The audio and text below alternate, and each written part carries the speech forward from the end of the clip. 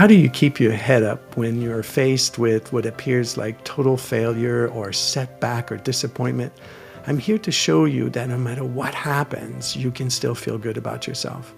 Now, what happens in those times when we are feeling challenged is that we tend to have a knee-jerk responses and reaction that comes from our program way of thinking.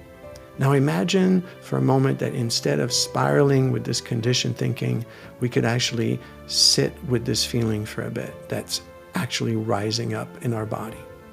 So in that moment, what most of us don't realize is that we could actually tune into the emotion, and by doing so, it can lead us to see our true value.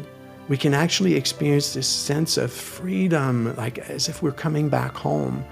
And we can actually discover parts of ourselves we didn't know about. So let me illustrate this through this story, the story about Paul. So Paul is applying for a job with Nature Conservancy. He's really excited. That's what he studied for. And then he doesn't get the job. So in the moment, he has this knee-jerk program way of thinking response. And he just starts thinking, it's not fair. This was the perfect job for me.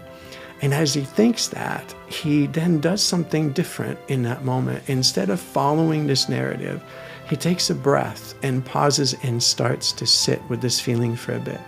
Pretty soon, what starts to transpire is a deep grief and sadness for not getting the job.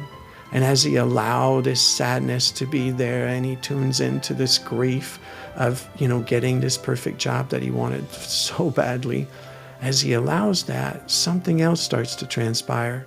And what he starts to experience is actually the passion that he had to apply for the job. He now remembers how he studied at university and how he had so much fire in the belly for saving endangered species. And that's his thing, right? He reads about it every day. He's tapping into himself. And so he starts having this feeling of joy and lightness of being.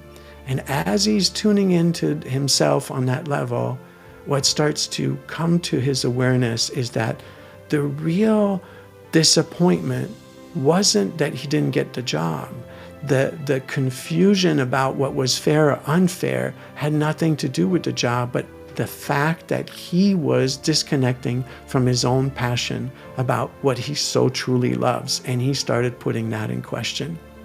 When he's able to see that and he's reconnected with the parts of himself that is intact within him, which is no one or not getting a job could ever take away this passion that he has. It is part of who he is. It is his core value. He settles down and feels much better about himself. Now, what Paul has done is walk through the three doors, meaning this Avive la vie mode of life invites us to walk through those three doors. And the first door is to be able to pause this narrative, this program way of thinking. The second door that we walk through is the ability to attune to the emotional body without any condition, without any attempt to fix or solve the problem. And the third door that we walk through is to come back to examine the belief that was behind this narrative, thinking that somehow our worth can be put in question because we didn't get a job. So come and live this way, this Avive la vie way of life of prioritizing connection.